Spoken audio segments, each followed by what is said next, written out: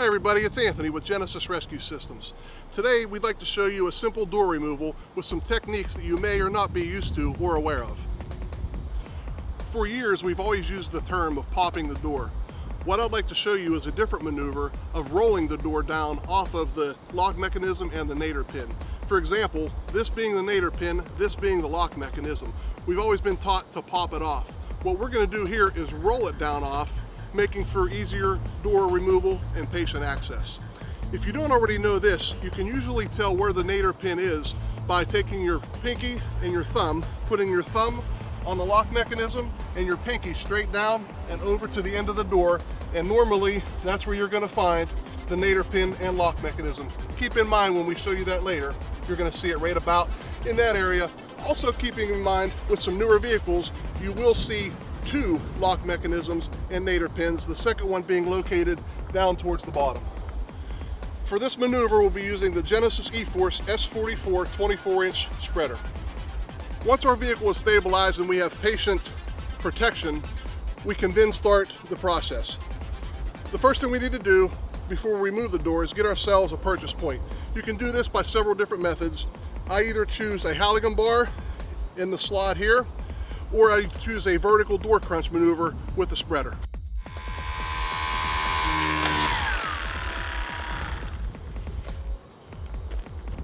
For the vertical door crunch, you can see we have the spreader tips on the door here and on the roof line on the top.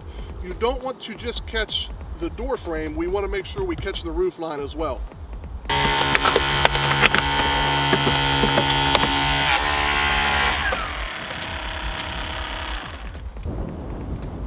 As you can see, the vertical door crunch has pushed the door away from the patient, keeping it out of harm's way. Now we want to move forward and roll this door down. We'll show you that technique. We also want to make sure as we're doing that, we never position ourselves between the tool and the vehicle. We always want to be on the outside of the tool we're utilizing.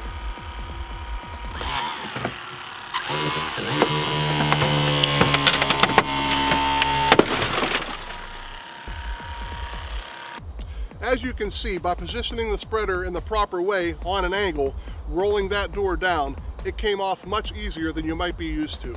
Also notice, as we mentioned earlier in the video, the placement of the lock mechanism that you can see after we opened up the door. Keep in mind, we're not here to change your SOGs, but we're here to give you other options that you might want to try in your training practices. Now that we have the door open, it's time to remove the door from the hinges or the hinges from the vehicle. We can do this with either a spreader or of course a cutter. For this maneuver, we're going to use the Genesis S44 24-inch spreader. Notice the position of the spreader above the top hinge. At the bottom of this A-post, pushing off of the body right there, one of the strongest points of the vehicle to give you a nice pushing surface.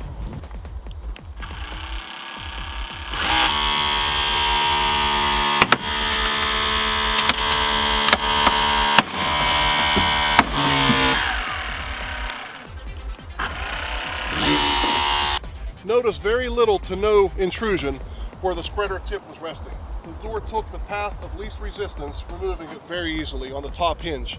We'll now move to the top of the bottom hinge, but before that I'm going to go below the bottom hinge to show you the gull-wing effect and why you would not want to go below that bottom hinge when doing it in this order.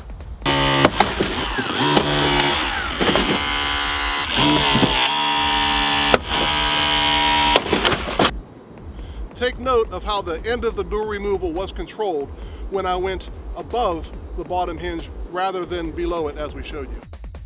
We're not here to change your standard operating guidelines, but we're here to give you some more options. And we also ask that whatever you do it safe. Thank you.